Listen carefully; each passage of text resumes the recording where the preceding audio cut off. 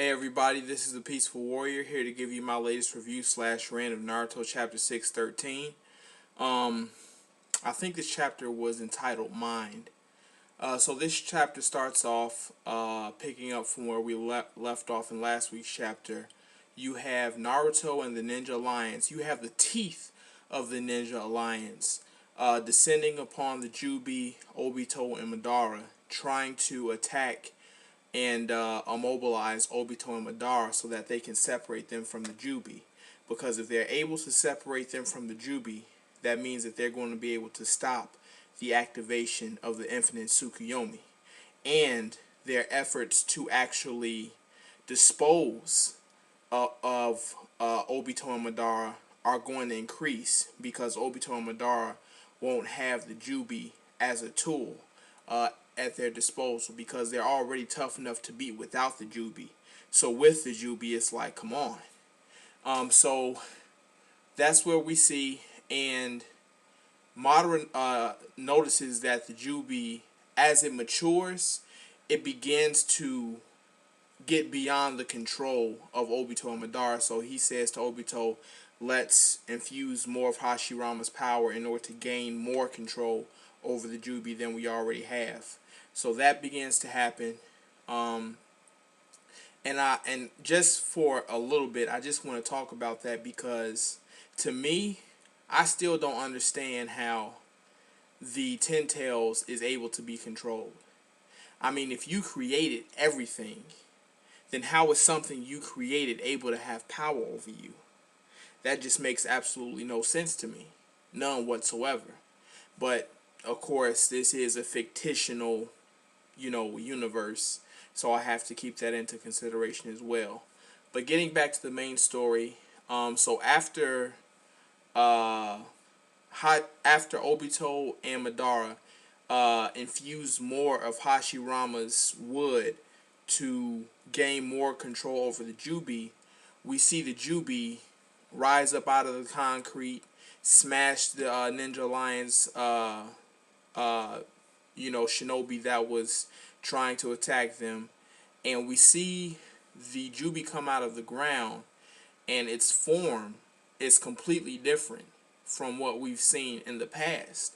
As a matter of fact, I don't think we've ever seen this form. Even in the flashbacks that we've had of the Jubi prior to the Jubi actually appearing in the series, we've never seen the Jubi have this type of a form. If anything, the Jubi in its form prior to maturing was the closest thing we saw to its perfect form. Because if you go back and you look at the flashbacks of any chapter or any anime show of Naruto, you'll see that the Jubi in its perfect form, which is shown with the Sage of Six Paths, looks a lot like the Jubi we see before he matures. So, that's just very interesting, because now I'm thinking to myself, okay, what exactly does the Jubi look like in perfect form? Just interesting. It's not bad. Just something to talk about. But beyond that, let's see. So after the Jubi matures, what you have is Madara like, yeah, okay, of course they're going to go for me and Obito because we're the Jubi's mind. I mean, that's pretty basic. So he then takes the Jubi after it's, matured into this new form. I guess one more, step, and it's going to be in complete form. And like I said, I'll be very interested to see if Obito and Madara are still able to control it at that point. But nevertheless, he then takes the Jubi and fires Bijudamas from the Jubi, which make, the Biju Dama of the QB and the Hachibi look like paintballs in comparison. It's almost like the Biju Dama of the regular Jubis are like paintballs, and the Biju Dama of the Jubi himself is like a cruise missile. Like, that's the difference between their powers and their ranges. And so one Jubi missile was fired, and all of a sudden an entire town or village wiped out. Like, the area that a Bijudama from the Jubi in its current form is able to damage is just simply unbelievable. So basically, if it's fired in any direction, if it's fired in your vicinity, it's pointless to even run, because you can't outrun that blast. So as the Jubi is doing this, the Ninja Alliance Shinobi are freaking out. Then you have Shikamaru's father, and you have Inoichi, Ino's father, and you have I don't know, I forget the guy's name offhand. I want to say Anko, or Ano, something like that.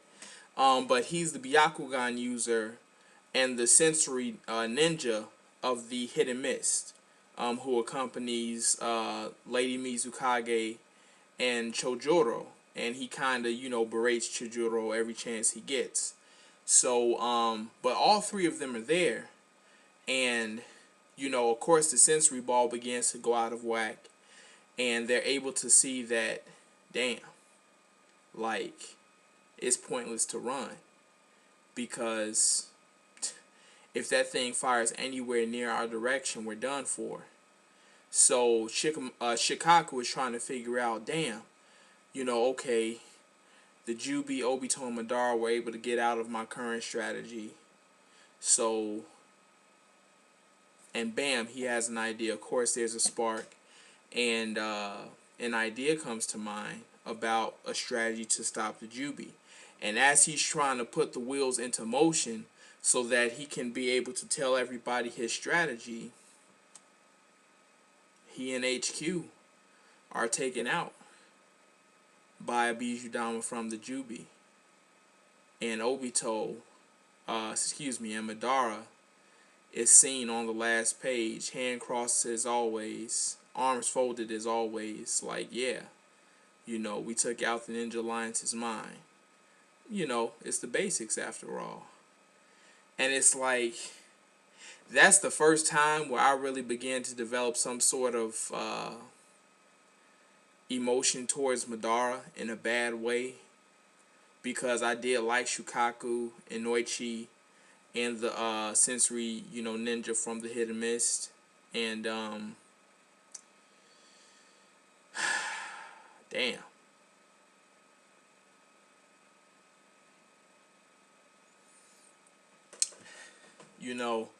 Shikamaru, Ino, they feel they feel their parents, die. I mean, they literally feel them die. And we don't know if they were able to actually get Shikaku's strategy before they perished. At this point, I hope not. And the reason why I hope not is because it's time for Shikamaru to step up and take his father's place. And if he's still depending upon his father, then he's not really taking his place as the current, new strategist of the ninja world. So it's time for him to step up. But it just shows you, man, that yeah, I mean, and they talked about this. They talked about this in this week's manga chapter, that simply because you're at HQ doesn't mean that, you weren't any less vulnerable from being taken out than all the other shinobi on the battlefield, And because some of the guys at HQ were beginning to freak out when they realized that it's pointless for them to run because of the range of the Jubi's Bijudama. And that's certainly something they never expected, man. And right now, I think it's the perfect stage for the Konoha 11 to begin to take their place as the new leaders. of the shinobi world.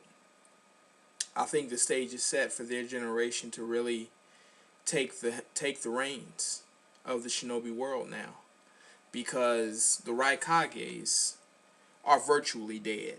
I mean, they were pretty much on the verge of dying, and somehow Kishimoto magically makes Tsunade have enough chakra, even though she's split in half, to summon Katsuyu and somehow revive all the Kages, including herself.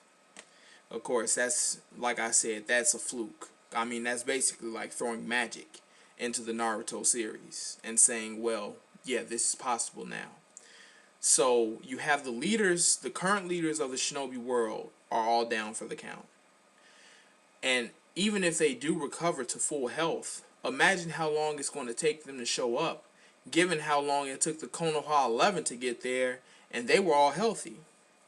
You know what I'm saying? So the Raikages are down, the Raikages, the Kages, the leaders of the ninja world, are down for the count. The mind of the ninja alliance is down for the count. At this point, the Konoha 11 are going to have to step up. Shikamaru is going to have to step up. Ino is going to have to step up. Choji is going to have to step up. Yeah. I mean, the In-Chika-Cho trio is going to have to step up in a big way. Sakura is going to have to step up in a big way, because Tsunade is no longer there to be the ultimate healer. You know, and that's what Tsunade's place is supposed to be. I don't even want to go there. But she's going to have to step up in a big way, because the medical corps, I mean, they're essential to the Ninja Alliance's ability to fight. So she's going to have to step up in a big way. People who I'm not expecting a lot from are people who still have their parents there, with the exclusion of Choji. I'm not expecting a lot from Kiba, because he still has his parents, his older sister there. And I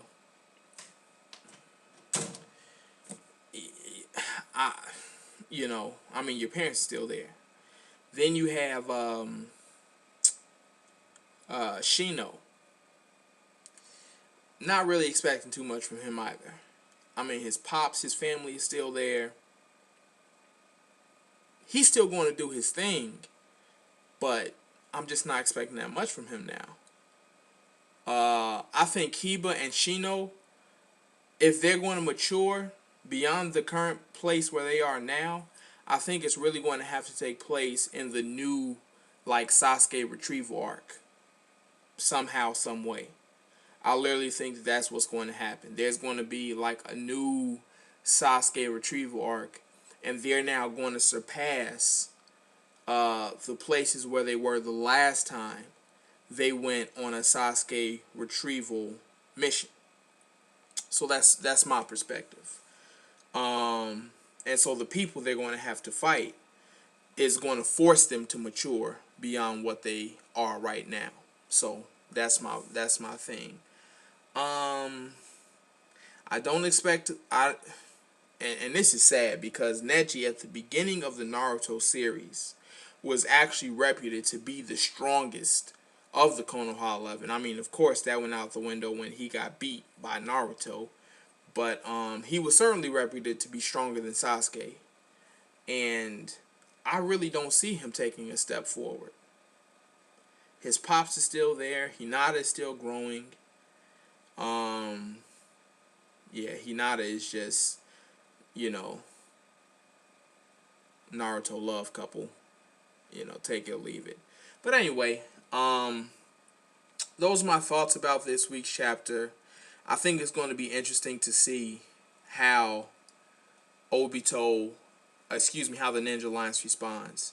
Because this is about the time where Kishimoto would have a lecture that takes up the majority of the chapter. And that's what I'm expecting in chapter 614. I'm expecting Obito and Madara to give the Ninja Alliance a lecture after the Ninja Alliance learns that HQ has been taken out. The the Kages have been taken out. And Obito and Madara are going to basically boast and be like, yeah, we told you all. There's no escaping hopelessness. Now you understand. Now you understand that we're going to do this thing. And why what we're doing needs to be done. And they're really going to, like, in their speech, in my opinion, they're really going to try to break the will of the Ninja Alliance mentally. They're going to go after them mentally and psychologically before they even fight. They're going to try to win this battle mentally. But of course Naruto, I mean, it's just scripted. If you've read enough chapters, you know exactly how it's going to go. After Obito and Madara make this grand speech, and they make a lot of good points, given what's happened and the damage that they've done, and what the Ninja Alliance wasn't able to do, and what's been taken from them, the Ninja Alliance is going to be reeling mentally, like, oh. But then Naruto is going to say something cliche-ish, and all of a sudden everybody's spirits is going to be lifted. They're going to be like, yeah, yeah, yeah. So we're not going to give up. Let's go! I